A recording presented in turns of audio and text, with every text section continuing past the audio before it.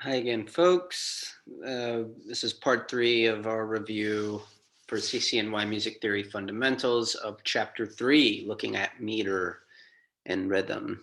So in part 1, we talked a lot about simple meter, identifying it by clapping the basic pulse, the beats, and the beat division. Part 2, we looked at the anatomy of measures and rhythms. That's really an important tool you need to become fluent in, how reading whole notes, half notes, quarter notes, eighth notes, 16th notes, and how they're written. And now we're going to talk about the meter signature, sometimes called the time signature. I usually refer to it as time signature. Completely synonymous terms. Your book says to listen again to Amazing Grace, which we did in a previous episode. And we noted then that the meter is simple triple meter. Let's listen again. Amazing grace, how sweet the sound. So if we were to play it a little more, sing it. Amazing grace, how sweet the sound. 3. So 1, 2, 3, 1, 2, 3, and the beat divides 1 and 2 and 3 and 1 and 2 and 3 and those ands. So it divides into 2 per beat. So we have simple triple meter. The meter is simple triple. This is indicated on the staff by the symbol 3/4 called the meter or time signature, right? Then that's right down here. And I mentioned this last video, but let's talk about it some more and what this means. The 3 means that there are 3 beats in a measure. That's all. So the top, the numerator, is how many beats are in a measure, and the 4 indicates what that beat is, what duration, what value that beat is. The 4 indicates that the quarter note gets 1 beat. It is the beat unit. So that's all the information you need at all. I usually start from the bottom, to be honest. And so what is the beat keeping unit? And 4 tells you it's a quarter note. If it were 2, that would mean it's a half note. If it were 1, it would be a whole note. If it were 8, eighth note, simple enough. So that tells you what the beat unit is. Remember, beat unit here. And then however many per measure is the top number here. So 3 quarter notes. 3/4 means 3 quarter notes of duration. Now that does not mean that there will only be quarter notes in your music, as you see with Amazing Grace. In the first measure, right, this 1 tells you that this is measure 1. The first measure, we have 1 half note and 2 eighth notes. So there's no quarter notes. But all this time signature is telling you is how much available time is in a given measure. And it's doing that through the beat unit. But there can only be 3 quarter notes worth of time in each measure. Now, how many half notes are in 3 quarter notes? Right? 1.5. We can't have 2 half notes because 2 half notes take up how many quarter notes? 4. How many eighth notes would be in 3 quarter notes worth of time in one measure of 3/4? Well, how many eighth notes are in a single quarter note? There's 2 eighth notes in a quarter note. So if a given measure can have up to 3 quarter notes, not up to, only 3 quarter notes worth of time, and there's 2 eighth notes in a quarter note, that means 2 times 3, 6 possible eighth notes. And then every variation possible between. So in measure 1, we have a half note, which is 2 quarter notes worth of time, and 2 eighth notes, which is 1 quarter notes worth of time. So 2 quarter notes of time in a half note, 1 quarter note of time in these 2 eighth notes. That's 3 quarter notes, 3/4. Measure 2, 1 half note again. That takes up how many quarter notes? 2. And then we have an actual quarter note, which is one quarter note, 3/4. Same thing in this measure. I mentioned in a previous video how I hate that your book uses examples that have this little thing at the beginning, which is a single quarter note. This is called here an anacrusis. It's an upbeat, it's a pickup. So it's something that starts right before the actual meter starts, and it usually gets taken off at the end. So that's why you have what looks like one measure with just a quarter note and another measure with just a half note. Beginning and endings of examples or songs get cut off. So we're mainly concerned with measures 1, 2, and 3 here, all of which fulfill the 3/4 time signature. Here's our key concept. In simple meters, the top number of the meter signature, 2, 3, or 4, shows the number of beats in a measure. They can be more than 2, 3, or 4, by the way, but that's a long ways ahead of us. So the top number shows the number of beats in a measure. This key concept is really, really important, so memorize it. And that tells you if it's duple, triple, or quadruple. That's great. You have all the information. If the top number is a 2, it's duple. If it's a 3, like Amazing Grace, it's triple. And if that top number is a 4, then it's quadruple. Okay. The lower number represents the type of note that gets one beat at a time. So if that lower number is a 2, that means a half note gets the beat.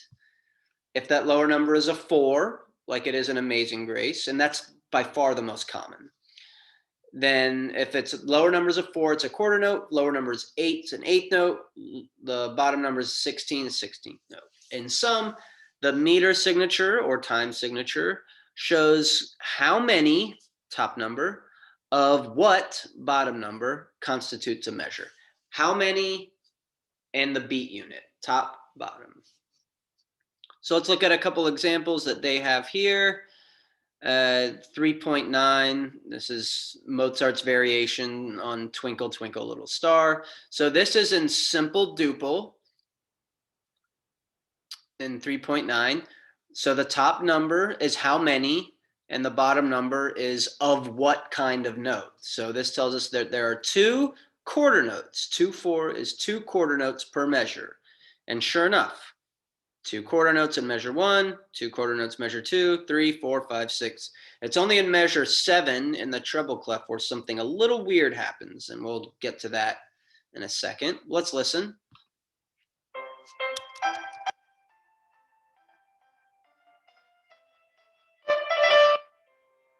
Okay. 2 quarter notes per measure of time.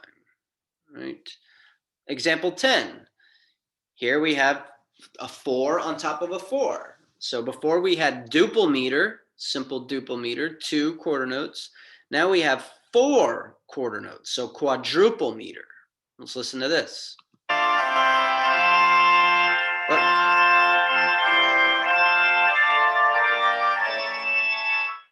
I think that started not right. Let's listen one more time.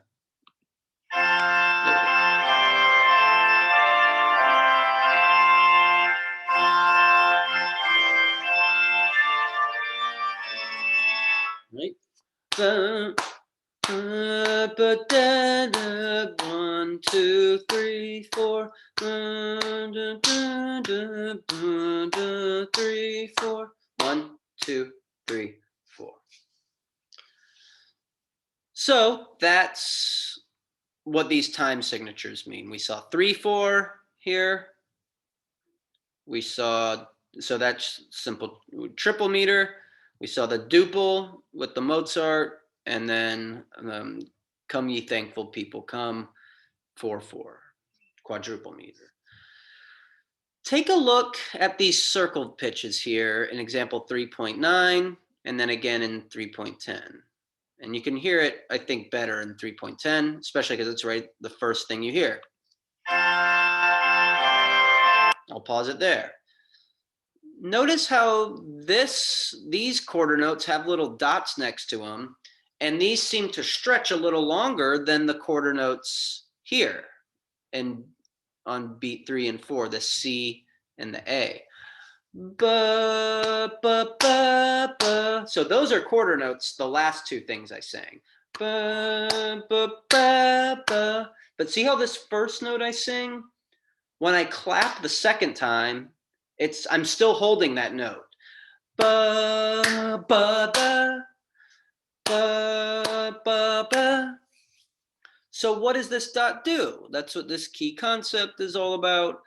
A dot beside a note, beside, not on top of. That's something totally different. And sometimes right here, like it's sort of looks like it's on top of it, but we will get to that some other time. But when it's more or less beside the note, adds to that note, that dot beside a note adds to the note half of its value.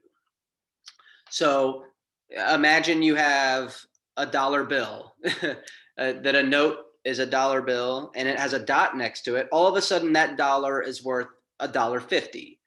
Or if you have a $20 bill and there's a dot next to it, and that $20 is now worth $30, right? So the dot adds half the value. It doesn't make that note half the value.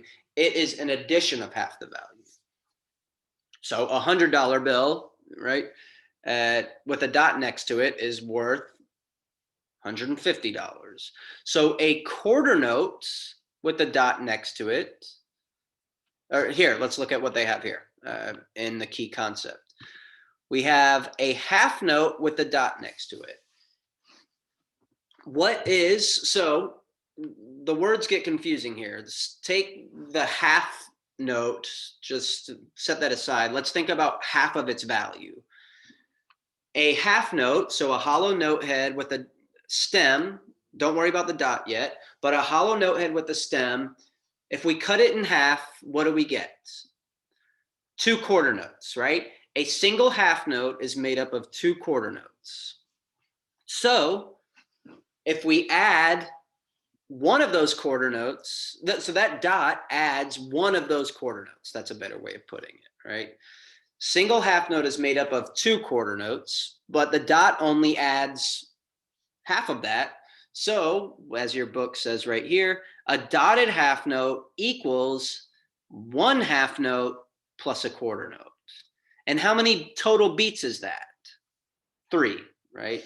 So if I'm singing, if this is a quarter note, and I'm counting in quadruple meter, 1, 2, 3, 4.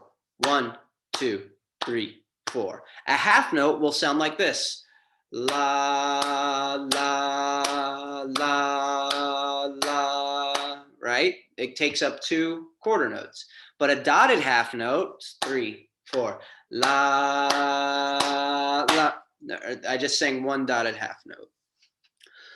Likewise, a quarter note is made up of how many eighth notes? 2. So a dotted quarter will be a quarter note plus an eighth note. As you see here, an eighth note by itself without the dot is how many 16th notes? 2. So a dotted quarter is an eighth note plus 1 16th note. So how does this sound? Well, in this example again, come ye faithful people. Let's let it finish. Should be able to start early. Okay, so this opening dotted quarter note, ba, ba, ba. Here's our pulse. Ba, ba, ba. So 1. Notice how it doesn't come on beat 2. Da, da, da, da. So that dot makes this quarter note equal to 3 eighth notes, right? Normally, a single quarter note is equal to how many eighth notes? 2. But when we add that dot, we add half its value. So now it's worth 3 eighth notes. Da, da. 1 and 2 and. Right? Normally it's 1 and can't really sing it that well, but la, la, la, la. That was just single quarter notes. And a dotted quarter note is la, la. let me show you an example that I just sort of threw together here.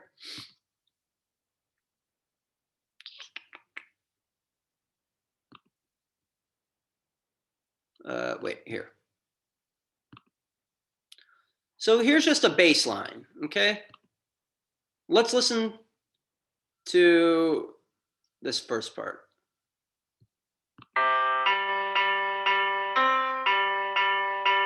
Okay, those are quarter notes. All quarter notes, that first part, right? Ba, ba, ba. Actually, I'm just gonna play this. All right.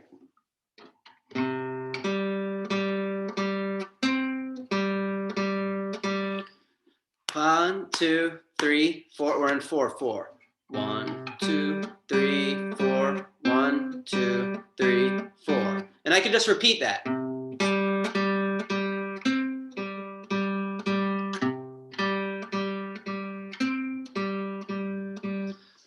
But what if I want to make this bass line a little more interesting or a little bouncier, more syncopated?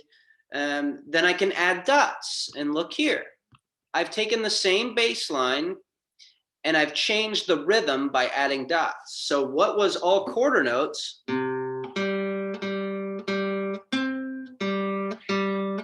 now sounds like this.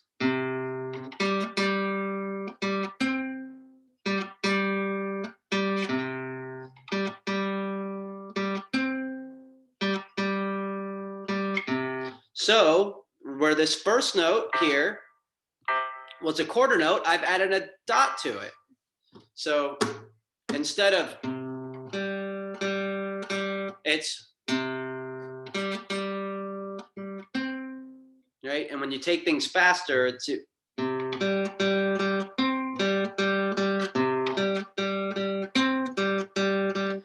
then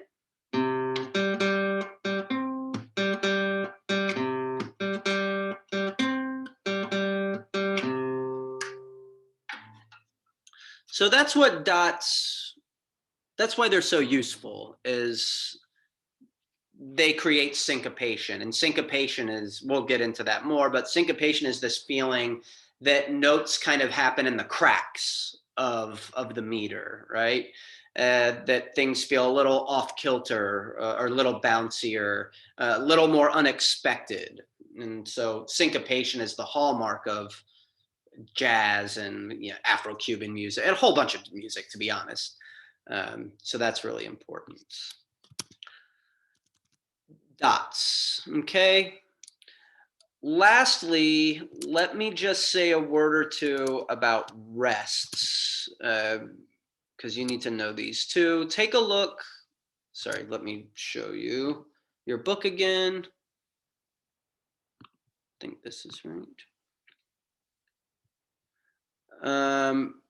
Oh, here's a nice summary, by the way, at the bottom of this page, page 54. Simple meter signatures, time signatures. Simple duple looks like this. Simple triple. Yeah, another good chart or summary to copy paste, have handy, just or write down, make a note of where it is in your book so you can find it easily enough. But rests. Oh, this is another great one too. Sorry, we spent a lot of time in the first review of video about counting rhythms, and this is another good beat unit and division and simple meters chart here. You'll get the hang of these really quick. But again, onto rests. I think it's here. So we've been talking about how pitches sound and how they take up space in a measure. But of course, not all music is just sound the entire time, or melodies aren't just sound the entire time. People need to take breaths. People need to, we need the music to breathe, not just the people that play it to breathe. And so this play of sound and silence is really important in all sorts of music. And in this case, so those silences, though, need to be indicated in a measure, because remember that a single measure of 4/4, let's say, all possible space and all possible time in a measure has to be written out. It needs to be accounted for. Just because there's only one quarter note in a measure doesn't mean that that measure takes up one quarter note of time. That measure still needs to fulfill this 4/4 time space, right? So you need to learn these rests, and I won't go through that example. Example 3.17, young students or early students sometimes have trouble writing these out, and especially get confused the difference between a whole note, a whole rest, and a half rest. But for every single note duration, right? Whole, half, quarter, eighth, 16th. Same with dots, dotted whole, dotted half, dotted quarter, dotted 16th, dotted eighth. There is a corresponding rest that says that you do not play anything for that same value. So a whole note, if I want to tell you not to play for 4 beats of time, it looks like this. And I was taught long ago to to remember the difference between a whole note and a half note is that a whole note looks like a little hat, right? A hat that you're holding open to fill with rain. Say it's raining, you hold that hat upside down. Oh wait, I have a hat. Right? Here's my Astros hat. When I wear it like this, but when I flip it over, it can fill up. It becomes completely whole, filled, all of it.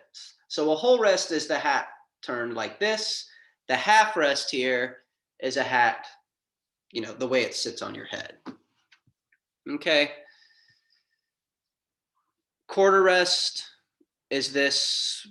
It kind of looks like an E, squiggly E. Again, it'd be great if I was with you right now and we could draw these on the board and practice doing this, but you'll have to just kind of memorize these. 8th and 16th, similar to the actual 8th gets a flag.